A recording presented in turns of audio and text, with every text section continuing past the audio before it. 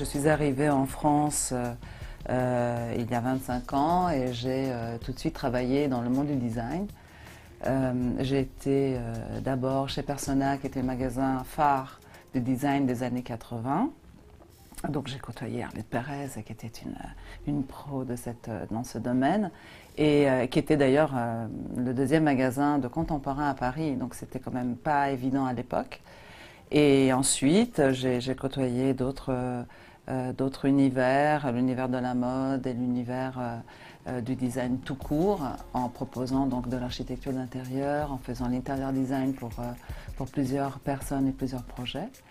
Et je suis arrivée à me dire que peut-être aujourd'hui je devrais un peu plus développer ce que j'avais en tête et ce que je voulais toujours faire, c'est-à-dire créer quelque chose pour les hommes. Tout simplement parce que mon père était ouvrier Dior dans les années 50, donc premier ouvrier Dior, et il a toujours adoré tout ce qui était matière, tout ce qui était travail sur le tissu, le textile, etc.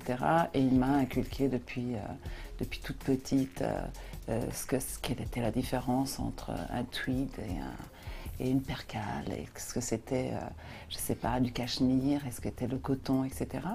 Donc baignée là-dedans depuis mon enfance, j'ai décidé donc lors de sa disparition de lui consacrer un peu de temps à lui et de créer donc ma nouvelle gamme de tissus, d'accessoires hommes. Les matières m'ont fait comprendre qu'on est très attaché à tout ce qui est sensoriel, à tout ce qui est textile, tout ce qui est touché.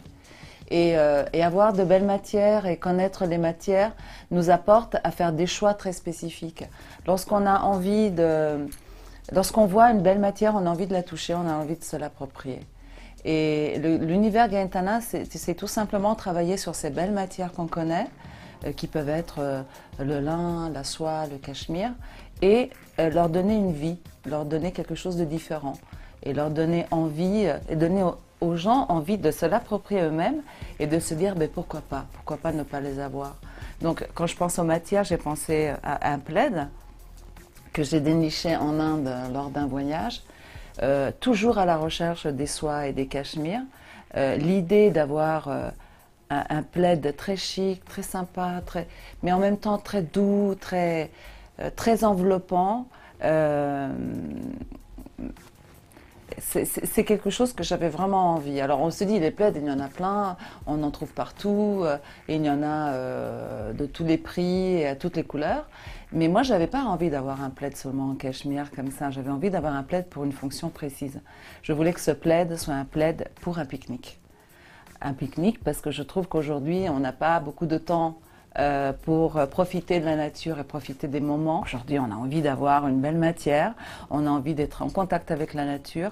Alors pourquoi ne pas utiliser cette matière et la mettre en fait dans la nature? Donc les plaids, comme les sacs, sont arrivés comme ça au fur et à mesure. Et j'ai eu envie donc de créer ce plaid pour les pique-niques, et que ce soit un plaid doux, très doux, où on a envie vraiment de s'y installer, et en même temps d'y rester peut-être un petit peu. Gaëtana, c'est effectivement un double nom, c'est Gaë et Ntana. Gaë parce que c'est quelque chose qui me correspond, c'est le côté simple, en même temps très joyeux en fait, de ma personnalité. Et Tana, c'est mon côté un peu plus rural, entre guillemets, c'est-à-dire quelque chose qui correspond à la terre, qui correspond bien sûr à ma terre. Donc c'est vraiment l'ensemble. Alors les deux sont importants. C'est une marque qui peut avoir un ensemble joyeux et en même temps très recherché, un ensemble je ne sais pas, un peu raffiné et en même temps très accueillant. Donc c'est vraiment un mélange des deux. Donc c'est ça Gaëtana. C'est avoir un plaid, oui, peut-être pas pour mettre sur un canapé, peut-être le même plaid très doux, mais l'utiliser pour un pique-nique. Bon, si vraiment vous avez envie après le pique-nique de le mettre sur un lit, pourquoi pas.